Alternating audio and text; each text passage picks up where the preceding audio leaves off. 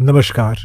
मेरा नाम राघव है। मैं स्पिरिचुअल वर्ल्ड में यकीन करता हूँ और साधना भी करता हूँ। मुझे तांत्रिक नहीं कह सकते, लेकिन मेरे पास शक्तियाँ तांत्रिक जैसी ही हैं। मैं बीएड किया हुआ नौकरी पेशा आदमी हूँ। मेरे बड़े भाई साहब हैं किरण कुमार, जो मेरे साथ ही रहते हैं। वो भी अच्छे पद पर कार्यरत हैं। हम दोनों भाई एक साथ रहते हैं। शाम 7 बजे हमारी साधना का वक्त हो जाता है। साधना करते हुए मैं इतना ज़रूर जान चुका हूँ कि तंत्र और मंत्र किस प्रकार किया जाता है, परंतु कभी मैंने कोशिश नहीं की। एक बार भाई और मैं रात के 9 बजे करीब कंप्यूटर पर एक ब्लॉग पढ़ रहे थे कि तभी पीछे से किसी के हंसने की आवाज़ आई। बड़ी गंदी सी हंसी सुनाई दी, जैसे किसी कुत्ते और बच्चे के बोलने की आवाज़ को मिक्स करके कोई हंस रहा हो। मुझे लगा इत्तेफाक से मेरे कान बज रहे होंगे। मैंने भाई की तरफ देखा जो मेरे साथ बैठे थे। वो मेरी तरफ देख रहे थे और आंखों ही आंखों में हमने एक दूसरे को बोला, क्यों, सुना कुछ? फिर मैं पीछे मुड़ा तो बड़ी मनहूसियत सी थी और गेट हिल रहा था। मैं दौड़ के गेट की तरफ भागा और वहाँ भागा जहाँ बरामदे में रात का घुप अंधेरा था। मुझे डर नहीं लगा। वो डरावनी सी आवाज़ शायद आज भी मेरे जहन में है। वे वापस आया और भाई से बोला, क्या था ये? बड़ा अजीब था, डरावना। वो बोले, हाँ यार, था तो अजीब। तुम सुबह देखना शक्तियों के माध्यम से। मैंने बोला, ठीक है। डर था कि डरावना होगा, इसलिए मैंने रात में कोई छानबीन नहीं की उस विषय में, क्योंकि उस समय मैंने ज़्यादा साधना नहीं की थी, कुछ ही सिद्धियाँ की थी। अगले दिन सुबह 7 बजे डोरबेल बजी। मैंने आंखें मलते हुए गुस्सा किया कि राधा दीदी, हमारी बाई को भी इतना सुबह आना था। मैंने लगभग चिढ़ते हुए दरवाज़ा खोला तो सामने एक 29 से 30 साल का आदमी खड़ा था। मैंने कहा, जी। वो, सर मेरा नाम अंकित है, मैं पास के शहर खटीमा से आया हूँ, मुझे आपकी मदद चाहिए। मैंने उससे कहा, कैसी मदद? अंकित बोला, क्या अंदर बैठकर बातें करें? माफ़ कीजिए, सुबह जल्दी उठने की आदत नहीं है तो शायद अभी भी नींद में हूँ, मैंने कहा। भाई साहब भी उठ गए थे और हमारे लिए चाय बना लाए।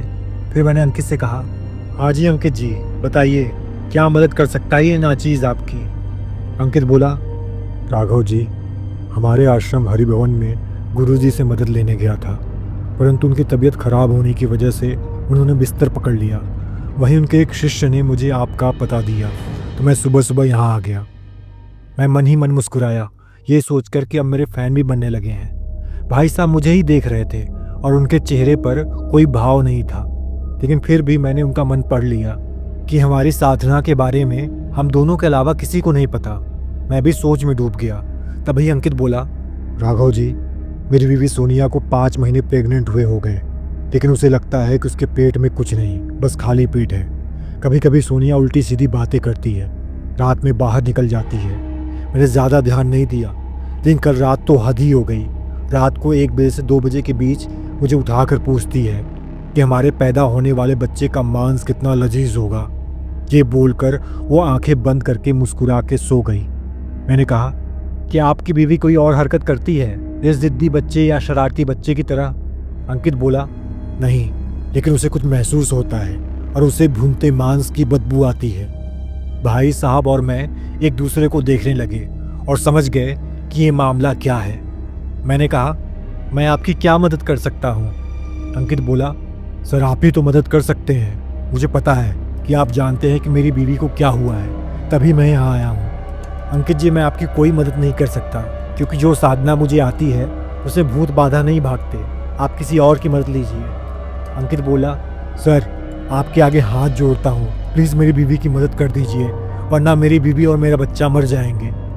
भाई साहब ने मेरी ओर देखा और मदद करने के लिए हाँ करने को कहा। मैंने कहा, ठीक है, मैं कोशिश करूँगा। अभी आप जाइए, मैं शाम को आपके घर आता हूँ। मैं आपको एक लिस्ट देता हूँ, ये सब सामान लेते हुए घर जाइए और इस सामान को मंदिर में रख दीजिए और अपनी बीवी को अकेले मत छोड़ना, वो चाहे कितनी भी अजीब बातें करें, क्योंकि उस पर जो शक्ति है वो उसे मारने के लिए उस पर आई है। बाकी मैं आपको घर आकर बताता हूँ। अंकित वहाँ से चला गया। भाई साहब और मैं सोच में बैठ गए। भाई साहब ने कहा, तुम्हें क्या लगता है राघव, ये क्या है?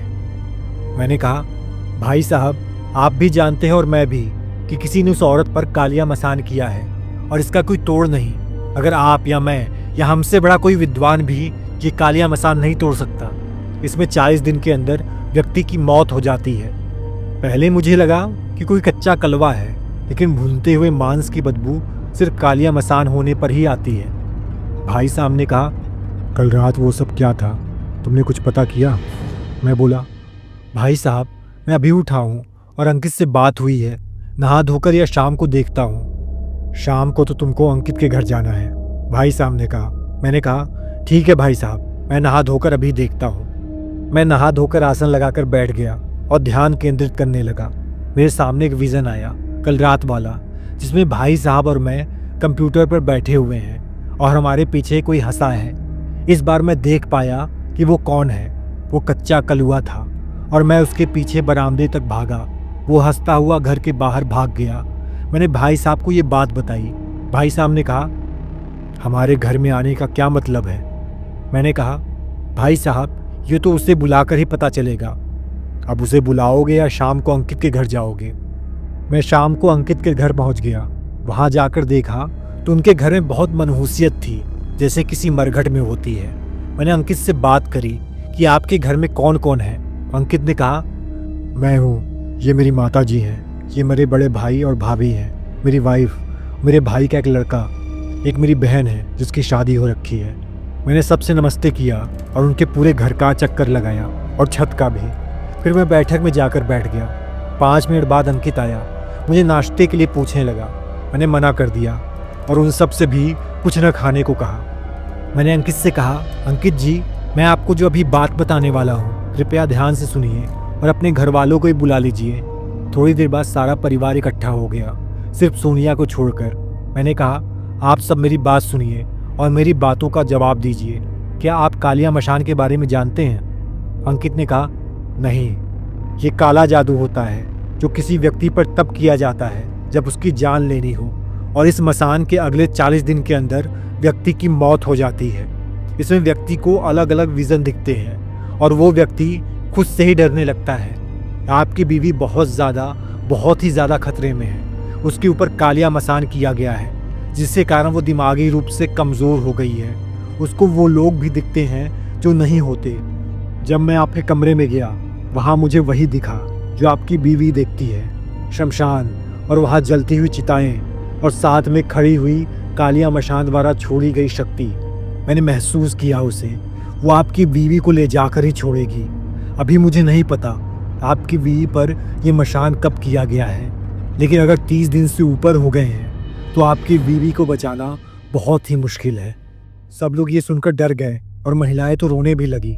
सर आप कुछ भी कीजिए, मेरी बीवी को बचा लीजिए, इस काले जादू को उस पर से हटा दीजिए। मैंने कहा, ये कालिया मसान तभी उतर सकता है जब कोई उसे अपने ऊपर ले। अंकित ने तुरंत कहा, सर मैं उसे अपने ऊपर लेने के लिए तैयार हूँ, बस आप मेरे बच्चे की जान बचा लीजिए और मेरी बीवी को ठीक कर दीजिए। मैं इन दोनों के बिना नहीं रह सकता। मैंने कहा, अंकित जी मैं इसमें कुछ नहीं कर सकता, ना ही आप। हम बस आपकी बीवी की मदद कर सकते हैं। अंकित बोला, वो कैसे? मैंने कहा, ये कालिया मसान वही अपने ऊपर ले सकता है जिसने ये किया है आपकी बीवी पर। आप अपने घर में माता की मूर्ति के सामने एक अखंड जोत जलाएं और अपनी बीवी से सुबह शाम पूजा करवाएं। घर का माहौल जितना शुभ रख सकते हैं रखें। रात को मैं 12 बजे अपनी साधना स्टार्ट करूँगा। आप तब तक सारा सामान और एक कमरा धुलवा कर साफ करवा दीजिए। रात के 12 बज चुके थे। इतने में सोनिया को 6 बार डरावने विज़न आ चुके थे। वो विज़न मैं भी देख रहा था। किसी आम इंसान के लिए अपने आसपास ऐसी शक्तियाँ महसूस करना बहुत ही मुश्किल है। 12 बजे मेरी साधना शुरू होती है। मैंने सिंदूर से एक दैवीय चित्र बनाया जिसमें मैंने काली तंत्र रक्षा का जाप शुरू किया। तकरीबन 3 घंटे बाद सोनिया को मेरे सामने बैठाया गया। सोनिया अभी भी बेहोशी में थी। मैंने सोनिया से कहा, तुम्हारे ऊपर कालिया मसान हुआ है सोनिया, और इसे किए हुए 17 दिन हो गए हैं। मुझे ये बताओ तुम 17 दिन पहले कहाँ गई थी?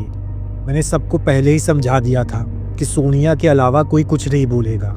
सोनिया सोचते हुए बोली, मुझे कुछ याद नहीं, दिमाग में कुछ नहीं आ रहा। सोनिया, इस कालिया मसान की वजह से तुम अपना मानसिक संतुलन और याददाश्त धीरे धीरे खो रही हो।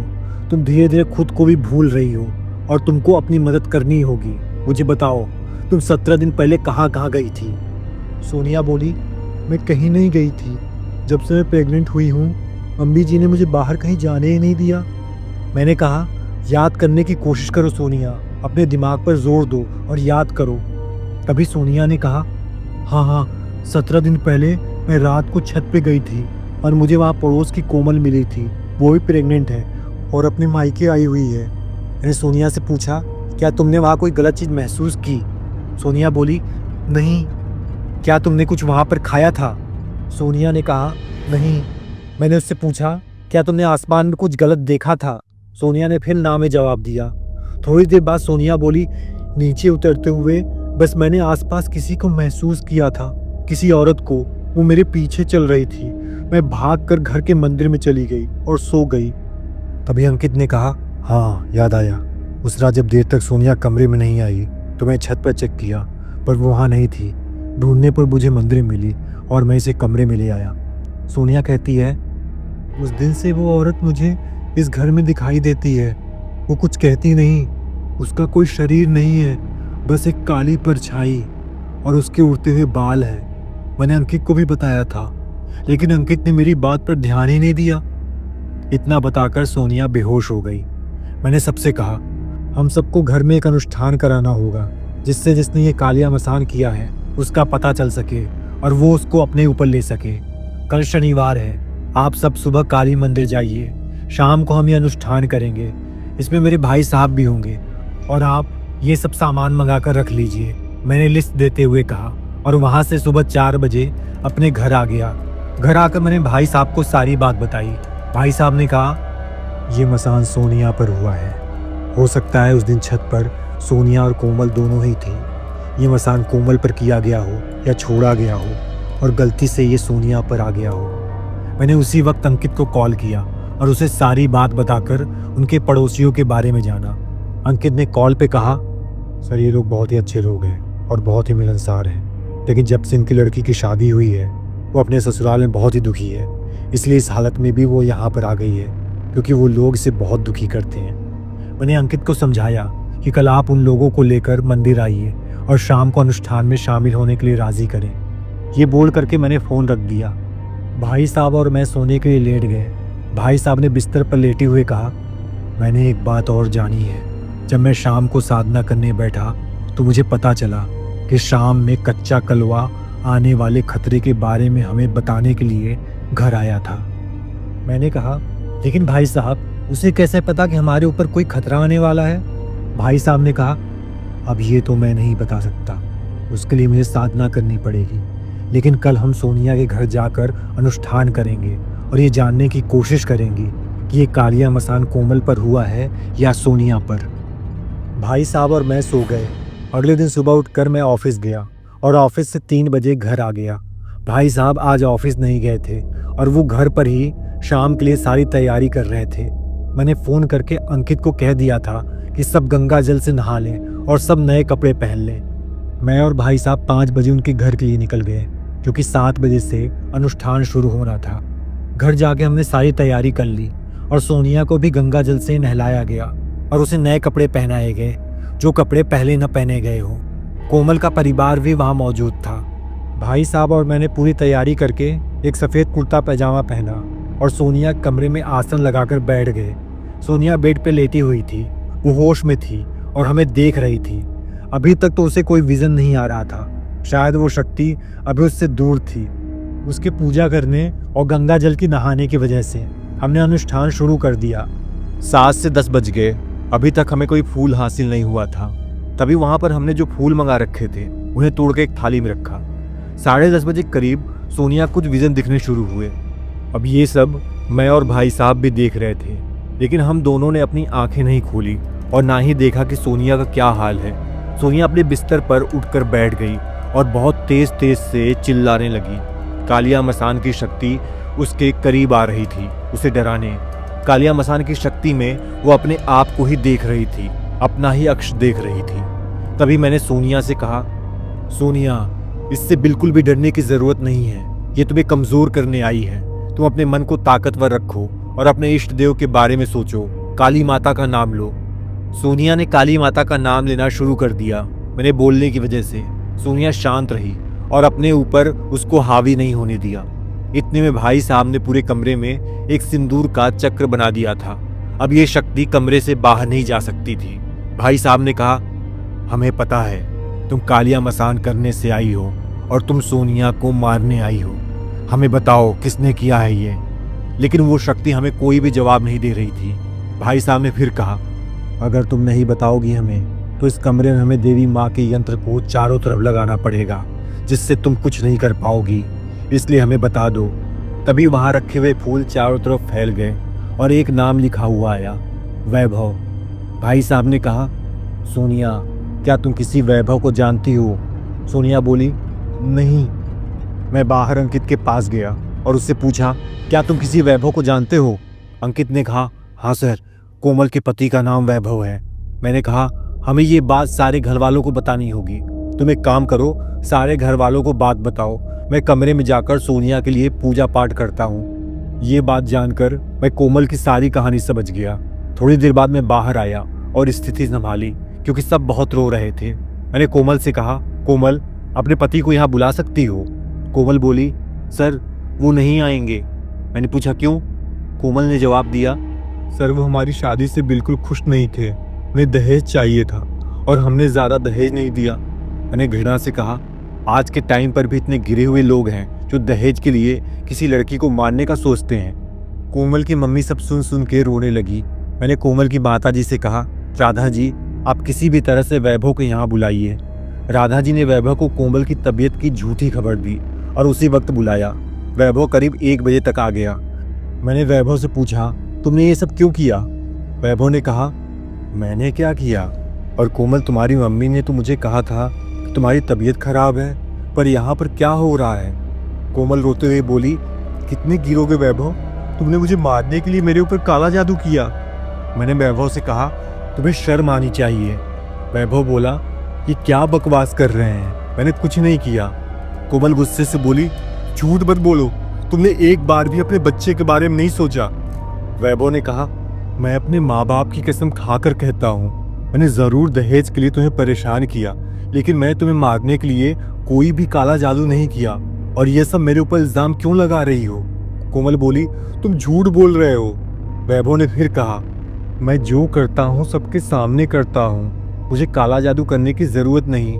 अगर मुझे तुम्हें छोड़ना है तो मैं तुम्हें छोड़ दूंगा, मारूंगा नहीं। राधा जी उसे मारने के लिए आगे बढ़ी, लेकिन अंकित और मैंने रोका। तभी भाई साहब ने कहा, सब शांत हो जाओ, अंदर सोनिया की हालत खराब हो रही है। सब रूम में आ गए। लेडीज और अंकित ने सोनिया को संभाला। मैंने एक नींबू उसके ऊपर 3 बार घुमा के मंदिर में रखा। तब सोनिया शांति से सो पाई। सोनिया की सास ने कहा, अब हम क्या करें राधा जी, इस वैभव से पूछिए।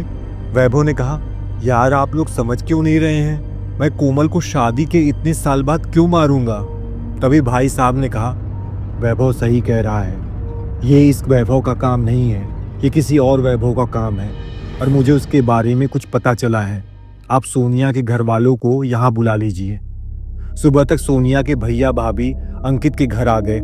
अंकित उनका परिचय हमसे कराया। ये देव है, ये शिवानी भाभी। मैंने उनसे नमस्ते किया और कहा, देव जी, क्या आप किसी वैभव को जानते हैं? देव बोला, नहीं, हम किसी वैभव को नहीं जानते। मैंने कहा, आपको पता है ना, सोनिया की जान खतरे में है। क्या कभी सोनिया की शादी से पहले? देव बोला, हाँ, हमें अंकित ने सब बताया। सोनिया शादी से पहले किसी को पसंद नहीं करती थी और करती भी होगी तो उसने हमें कभी बताया नहीं। शिवानी ने भी ना कहा। अब भाई साहब और मेरे लिए ये बात बहुत ही परेशान करने वाली थी कि वो कौन है जिसे सोनिया को मारने के लिए ये काला जादू किया है। भाई साहब ने मुझसे कहा, राघव, जल्दी से जल्दी कुछ करना होगा। मैंने कहा, हाँ भाई साहब, सोनिया की जान खतरे में है, हमें जल्दी से जल्दी कुछ करना होगा। सोनिया से ही पूछना होगा कि ये कौन है। भाई साहब ने कहा, लेकिन सोनिया तो बता ही नहीं रही है। भाई साहब और मैं दोपहर 12 बजे तक घर आ गए और सोने के लिए लेट गए। करीब 2 बजे हमारी डोर बेल बजी। भाई साहब गेट खोलने गए। मैं नहीं उठा। मुझे बाहर से कुछ आवाज़ें तो आ रही थी, लेकिन मैंने उठकर जाना सही नहीं समझा क्योंकि मैं बहुत थका हुआ था। ऊपर से रात भर की नींद भी थी। भाई साहब मुझे बुलाने भी नहीं आए और बहुत देर हो गई थी भाई साहब को बात करते करते। मैं नींद की हालत में बाहर गया तो देखा सामने राधा जी बैठी हैं। मैंने उन्हें नमस्ते किया। राधा जी, क्या बात है, आप क्यों इतनी परेशान लग रही हैं? राधाजी बोली, मुझे नहीं लगता कि ये काम मेरा दामाद कर सकता है, लेकिन तभी भाई साहब बोले, ये किसी और वैभव को भी जानती हैं। मैंने कहा, क्या?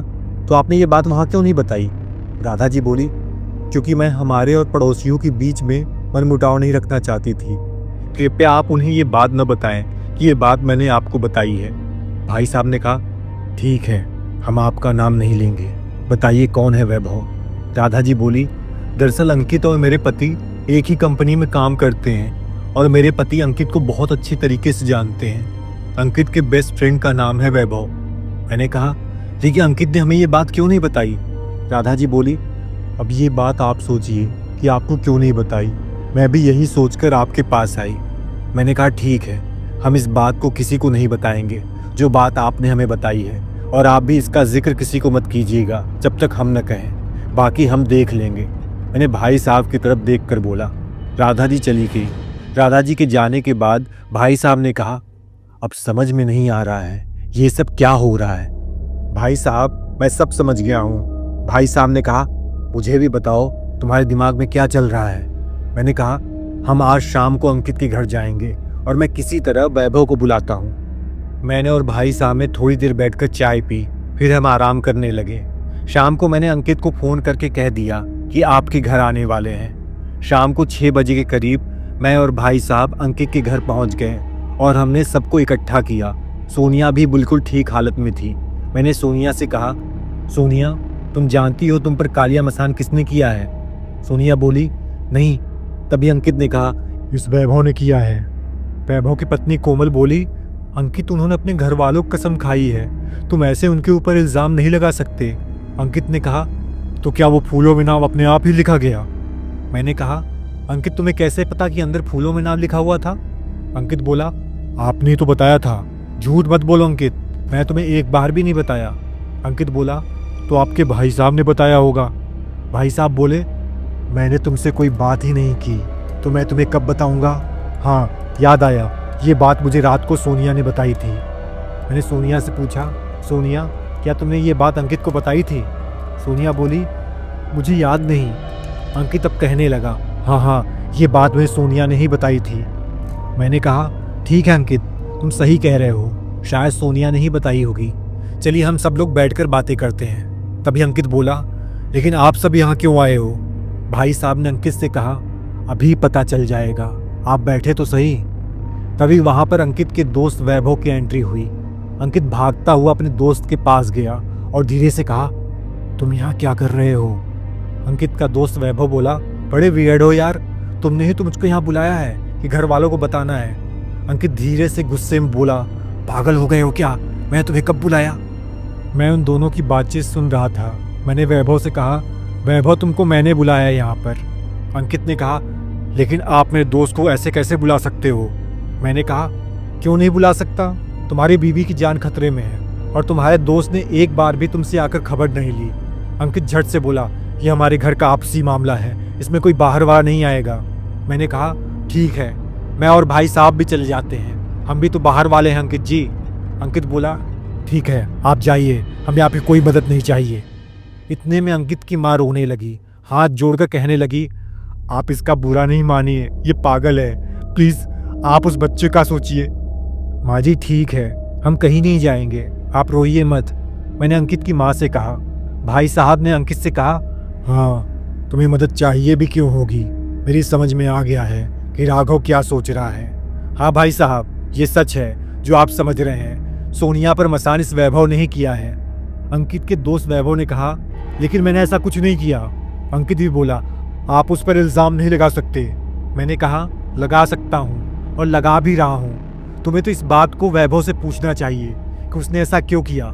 उल्टा तुम हम पर इल्ज़ाम लगा रहे हो कि हम झूठ बोल रहे हैं। तभी भाई साहब ने कहा, तुम कैसे कह सकते हो कि वैभव ने नहीं किया? अंकित बोला, क्योंकि मैं जानता हूँ वैभव ये नहीं कर सकता। मैंने कहा, तुम कैसे जानते हो? अंकित बोला, ये कभी नहीं कर सकता क्योंकि मैं उसका दोस्त हूँ, ये जो भी करता है मुझे बता कर करता है।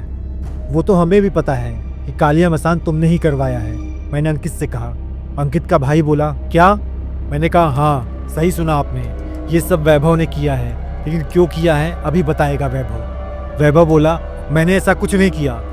भाई साहब ने कहा, ठीक है, अगर तुमने ये नहीं किया तो मैं एक क्रिया करके मसान तुम पर ही वापस भेज सकता हूँ। वैभव बोला, नहीं, आप ऐसा नहीं कर सकते। भाई साहब ने कहा, मैं कुछ भी कर सकता हूँ, अब तुम बताओ तुमने ऐसा क्यों किया। वैभव बोला, क्योंकि मैं और अंकित एक दूसरे से प्यार करते हैं। ये सुनकर खड़े हुए सब लोग स्तब्ध हो गए और सबके मुंह से एक ही शब्द निकला, क्या? अंकित बोला, हाँ, वैभव मुझसे प्यार करता है और मैं भी उससे प्यार करता हूँ, लेकिन ये बात मुझे सोनिया से शादी के बाद पता चली। समाज मुझे और वैभव को कभी एक्सेप्ट नहीं करेगा, हमारे घर वाले भी नहीं करेंगे। मैंने कहा, सब करेंगे, लेकिन किसी की जान लेने के बाद तुम खुद एक दूसरे को एक्सेप्ट नहीं करोगे। थोड़ी देर की शांति के बाद अंकित ने कहा, एक बार ऑफिस में पार्टी के दौरान मैंने ज़्यादा दारू पी ली थी। उसी दिन मैं और वैभव बहुत ही ज़्यादा क्लोज आ गए, जो हमारे लिए सही नहीं था, क्योंकि मैं शादीशुदा था और हम दोनों मर्द हैं। शराब के नशे में घर आकर ये बातें सोनिया के सामने निकल गई। तब तक सोनिया प्रेग्नेंट हो चुकी थी। मैंने वैभव से कहा, तुमने ये काला जादू कहाँ से सीखा? अंकित बोला, वैभव असम के मयांग जिले से है, इसलिए वो कालिया मसान के बारे में बहुत अच्छे से जानता है। सोनिया का जब चौथा महीना खत्म हुआ तो वो मुझे ब्लैकमेल करने लगी कि वो घर में सबको सच बता देगी। मैंने उससे बदला लेने के लिए वैभव को कुछ प्लान बनाने के लिए कहा। इसके मरने के बाद मैं कभी शादी नहीं करता और वैभव के साथ कहीं बाहर जाकर जॉब करता। वैभव ने काला जादू करके सोनिया के ऊपर ये कालिया मसान करवाया। भाई साहब ने कहा, मतलब ये जादू किसी और ने किया है? अंकित बोला, हाँ, वैभव ने किसी जानने वाले तांत्रिक से करवाया है। भाई साहब ने कहा, वैभव, तुम इससे प्यार करते हो और अंकित तुमसे। हमें इससे कोई प्रॉब्लम नहीं है, न ही समाज को। ये तुम्हारा आपसी मामला है, लेकिन किसी की जान लेने के बाद तुम सुख से कैसे रह सकते हो, वो भी उसकी जो इंसान अब तक इस दुनिया में ही नहीं आया।